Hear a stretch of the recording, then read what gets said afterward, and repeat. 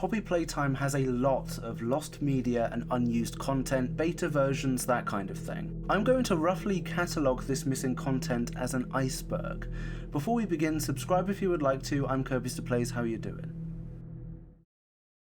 Cassie Cutiepillar. In Chapter 2, the terrifying centipede dog hybrid Pugapillar that chases you during the musical statues minigame was originally going to be a completely different character named Cassie. Her early models were scrapped entirely before the team settled on the pug aesthetic. Daisy. Daisy was originally slated to be the primary antagonist of Poppy Playtime Chapter 2's musical memory minigame. She was fully modelled and conceptualised, even appearing in the trailer to the game, which I didn't realise, that's a bit creepy.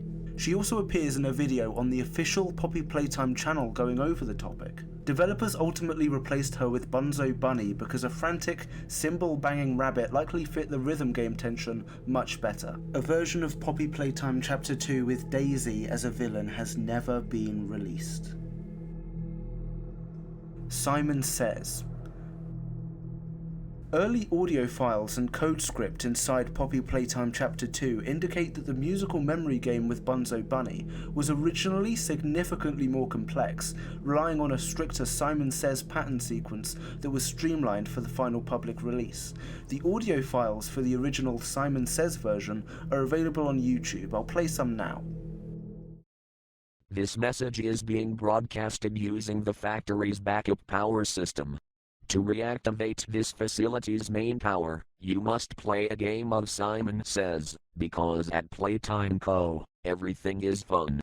To play, memorize the color sequences on the screen, and enter the exact sequence on the buttons below. Begin. Red, green, blue, yellow, orange, violet. Level 1, Level 2. Stairway to Hell. Deep within the code of the early chapters is an unused door marked with a sign that reads Stairway to Hell. Behind it sits an untextured room leading to an early scrapped layout of the Poppy storage area. The file name is also Stairway to Hell. Poppy Doll Factory. An unused room with what looks like a doll assembly chamber. This room can be seen in the vintage Poppy commercial VHS tape intro cutscene for the game. Unused Bathroom. Also in the files of the game you can find an unused room with what appears to be a bathroom.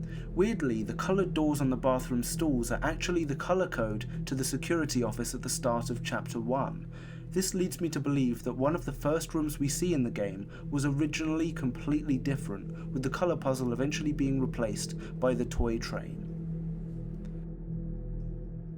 Empty offices. In early versions of Poppy Playtime Chapter 1 and 2, you can find unused offices and hallways likely used to help guide development. All of these offices were scrapped completely, and some rooms never had anything in them to begin with. Early chapter screen. An unused early version of the Chapter 1 opening screen can be found online, featuring a unique model of Huggy Wuggy and a different font for the text. There is also an early title screen with a unique logo from the same development build. The driving intro.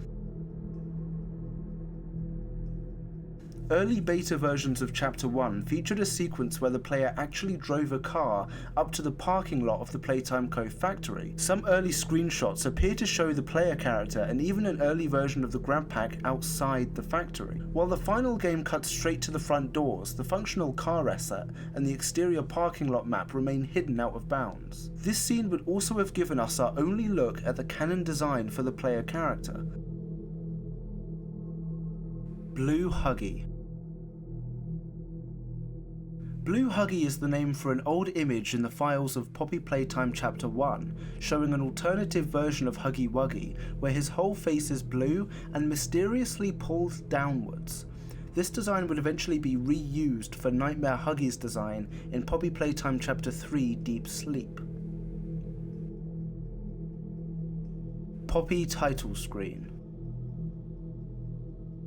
There is an unused title screen with Poppy that was made as a placeholder during the development of Poppy Playtime Chapter 1. I can't remember seeing this render of Poppy anywhere else, so it's quite interesting. The actual title screen itself can't be found, and yet this render still remains in the internal files of the first game. It's so interesting, isn't it, just how much was lost in the files to Chapter 1. Unused Villains. There were a surprising amount of villains that had concept art drawn for them during the development of Poppy Playtime Chapter 2 that never made it to the final game. Here is some concept art for one of the toys that would have tried to attack the player in one of the 3 minigames named Lovebug. There's concept art for another unused toy called Psydog. Imagine what their jump scare would have been like. There's also concept art for another toy called Lily the Frog. She was planned to move on her roller skates and be the mascot for a fictional company called Frog Skates. The name Lily, of course, would end up being used for Lily Love Braids in Poppy Playtime Chapter 5. Another one of the unused villains is called Sunny Buddy. Although they didn't end up being their own villain, they do show up in the Rejected Toys area in the official final game. She was planned to have a bendable stem, be able to sing and have a creepy voice, although we didn't end up hearing that. Another unused villain is simply known as Monster Truck. And another unused toy is called Jolly Clown. Jolly Clown had 4 separate concept designs made before ultimately being scrapped. What's interesting is that around this time, the prototype was planned to be a clown character as well. Therefore, some people have theorized that the design for Jolly Clown could have actually been shared with the prototype at one point. There's also concept art for an entirely unique musical memory antagonist before Bunzo or Daisy were selected. Tina Toytime. I was quite surprised to learn about this one because despite being a fan of Poppy Playtime since the start, I'd never heard of this. It's a name that sounds like a cheap bootleg knockoff, Tina Toytime. While it may sound like a fake creepypasta, Tina Toytime is actually a piece of genuine development history. It's also really fun to say. Before the developers settled on the catchy alliterative title we know today, here's a beta version of the title. Tina Toytime was the original working name for Poppy herself. The name was ultimately scrapped before the release of Chapter 1, obviously, but the community didn't let it fade away into obscurity. Some eagle-eyed fans found the scrapped name archived on the Poppy Playtime wiki and resurrected Tina as a piece of fan lore. In the community, Tina Toytime was transformed into a popular original character, often theorized to be Elliot Ludwig's very first successful experiment. It's a rare case of a discarded development name taking on a completely new life of its own within the fandom. The original game. Next up, we have the early photo prototypes of the game, which look absolutely nothing like the final product. If you look at the very first pitch footage of the game, and video footage does exist, we won't see the sprawling industrial corridors of the Playtime Co. factory.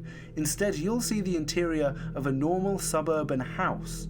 Before the lore of the Bigger Bodies initiative and the abandoned factory was ever written, the original pitch for the game was internally described by the developers as simply Toy Story, but evil. In this early build, you don't play as a guilt-ridden ex-employee of Playtime Co.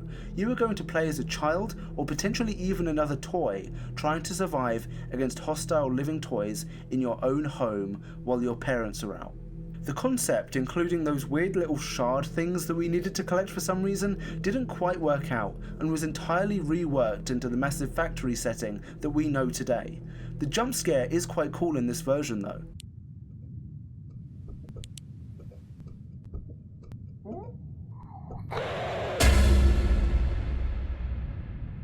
However, these early prototype screenshots and video footage offer a wild glimpse into a much more claustrophobic Five Nights at Freddy's 4 style nightmare that we almost got.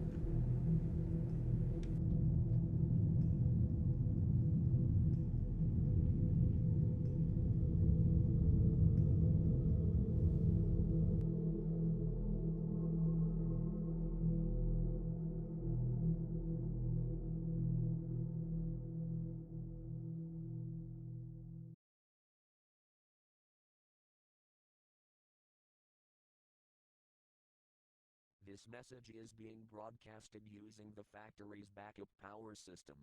To reactivate this facility's main power, you must play a game of Simon Says, because at Playtime Co., everything is fun.